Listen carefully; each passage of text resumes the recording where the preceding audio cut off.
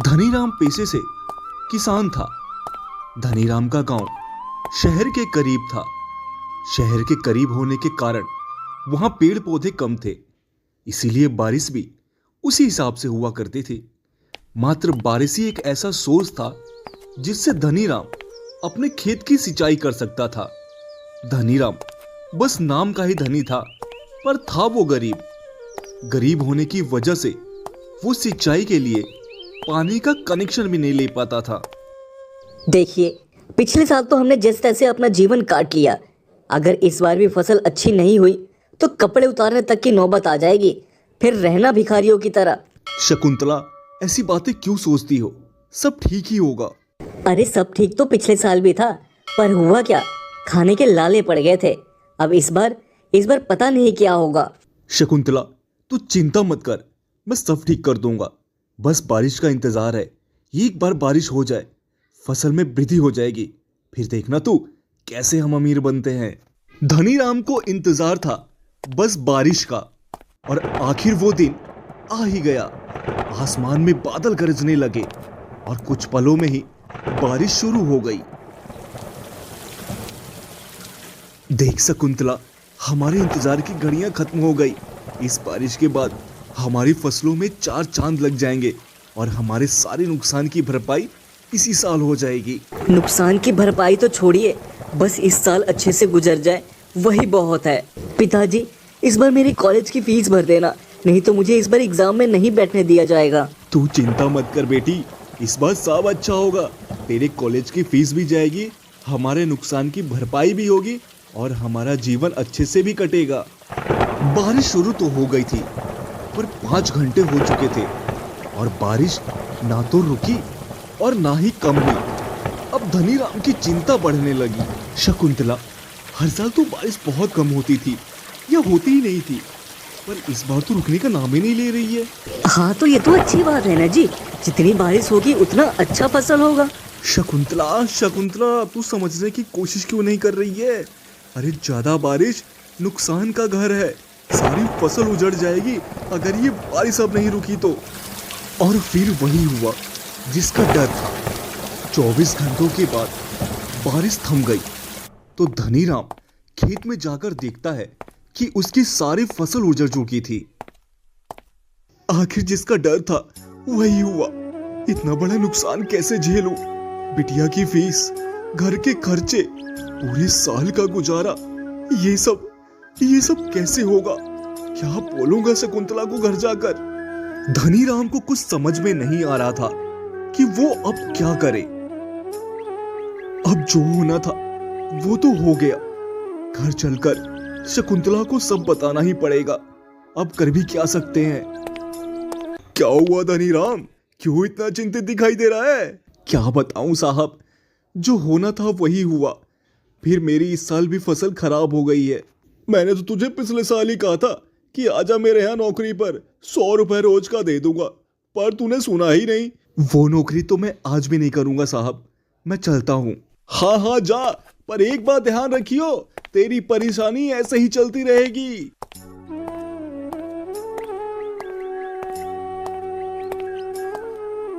आ गए आप? देखा है फसल? बताइए ना, फसल अच्छी हुई है ना इस बार? शकुंतला, वही हुआ जिसका डर था। सारी फसल खराब हो गई है। पर तू चिंता मत कर शकुंतला। मैं इस बार कहीं ना कहीं से काम चला लूंगा। बहुत मेहनत करूंगा, कुछ भी करूंगा, लेकिन सब ठीक करूंगा। हाँ, पर आप करेंगे क्या? खेती के अलावा यहाँ कोई दूसरा काम भी तो नहीं मिल रहा। हाँ शकुंतला, तेरी बात तो ठीक है, पर इन सब का इंतजाम मैंने कर लिया है। मेरा एक मित्र रहता है कुंदनपुर गांव में, हम वहीं जाएंगे। वहां वो हमारे लिए काम का इंतजाम भी कर देगा। पर पिताजी, मेरी पढ़ाई कैसे होगी? उसकी चिंता तू मत कर बेटा, तू यहीं रुककर पढ़ाई कर। तेरी माँ और मैं जाएंगे और वहां से हर महीने तेरी पढ़ाई के लिए पैसे भेज दिया करेंगे। शकुंतला, अब देरी ना करो, जल्दी सामान पैक कर लो, हमें आज ही निकलना होगा। धनीराम और उसकी पत्नी शकुंतला कुंदनपुर गांव आ गए। मेरे यार, आ गया तू? कितने सालों के बाद मिले हैं हम। तुझे देखकर बहुत खुशी हो रही है हमको। हाँ मेरे यार, मुझे भी तुझे देखकर बहुत खुशी हो रही है। बहुत सालों के बाद देखा है मैंने तुझे। अच्छा जा, अब जाकर थोड़ा आराम कर ले, फिर बात करेंगे। आराम तो हराम हो गया है मेरे यार। ये बता, तूने मेरे काम का कहीं पता किया है या नहीं? धनी राम, गांव में भला क्या काम मिलेगा? तुझे पहले ही बता दिया था, पर तेरे कहने पर मैंने एक काम का इंतजाम किया है। काम कोई भी हो मेरे भाई, चलेगा। शहर में तो सब काम के लिए डिग्रियां ही मांगते हैं। या फिर वही 50-100 रुपए वाली नौकरी करो।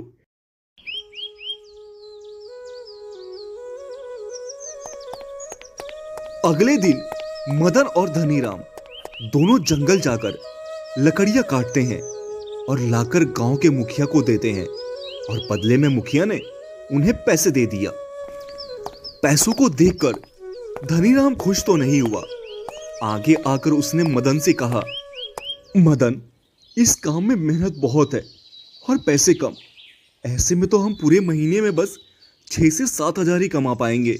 हाँ धनीराम, गांव में तो बस इतना ही कमा पाएंगे। 7 हजार में भी गुजारा अच्छे से हो जाता है, तो चिंता मत कर। गुजारा कैसे होगा मदन? मुझे 2 हजार हर महीने बिटिया को शहर भी तो भेजना है। अब 5 हजार में महीने भर का खर्च और बाकी के काम कैसे? कुछ और भी काम ढूंढना होगा मुझे, या फिर इसी लकड़ी के काम को हमें बढ़ाना होगा। मैं कुछ समझा नहीं धनीराम, तू कहना क्या चाहता है? क्या कहना चाहता हूँ वो छोड़, तो ये बता, कुछ पैसों का बंदोबस्त कर सकता है? करीब 20 हजार रुपये। 20 हजार रुपये? पर तू इतने पैसों का क्या करेगा? तू वैसे ही कर्ज में चल रहा है, और अब ये 20 हजार। मदन, तुझे मुझ पे भरोसा है या नहीं? भरोसा? भरोसा तो मुझे खुद से भी ज्यादा है तुझ पर धनीराम। हाँ तो सुन, मेरे दिमाग में एक बहुत अच्छा विचार आया है। देखता जा कैसे मैं लकड़ी के काम को अपना बिजनेस बनाता हूँ। बस तू 20 हजार का इंतजाम कर। ठीक है धनीराम, मैं 20 हजार का इंतजाम कल तक कर देता हूँ। देखना यार, नुकसान ना हो बस।